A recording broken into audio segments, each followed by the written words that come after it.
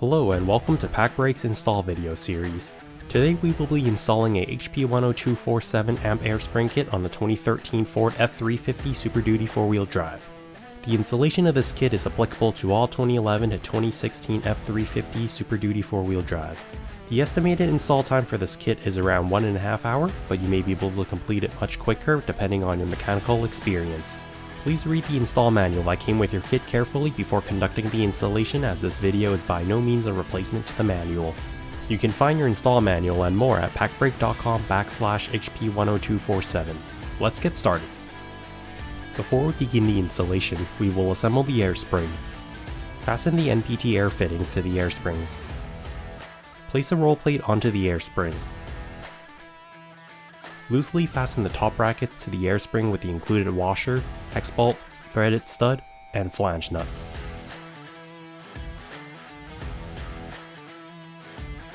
Install the bottom bracket spacer to the bottom bracket with the included washers, nylon locking nuts, and hex bolt. Your truck may or may not require these spacers. That can be determined upon installation of the bottom bracket. The first step to the installation is to park your vehicle on a level surface, raising and supporting the rear axle onto two jack stands, and removing the rear wheels. Next, remove both bump stops by removing the hex bolt. This is only a demonstration, as our vehicle has been previously modified and no longer utilizes a bump stop. Raise the truck frame by jacking on the tow hitch to create more clearance for installing both the air springs. Place the bottom bracket on top of the axle and ensure it's leveled on the contact spots. Install the air spring assemblies. Ensure the threaded stud on the top bracket is inserted where the bump stop bolt was.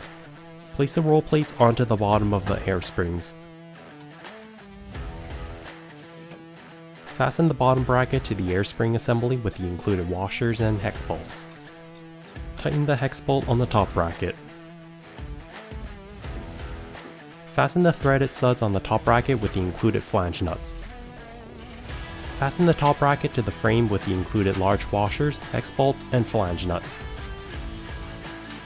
Torque the bolt to 80 foot-pounds. On trucks with factory installed fifth wheel hitch, instead of utilizing the large bolt and nut, drill 2 holes and fasten the top bracket with the included hex bolts, washers, and nylon locking nuts, torque to 30 foot-pounds. Insert the U-bolts into the bottom bracket and fasten them with the included washers and nylon locking nuts. Fasten the axle clamp bar to the bottom bracket with the long carriage bolts, washers, and nylon locking nuts.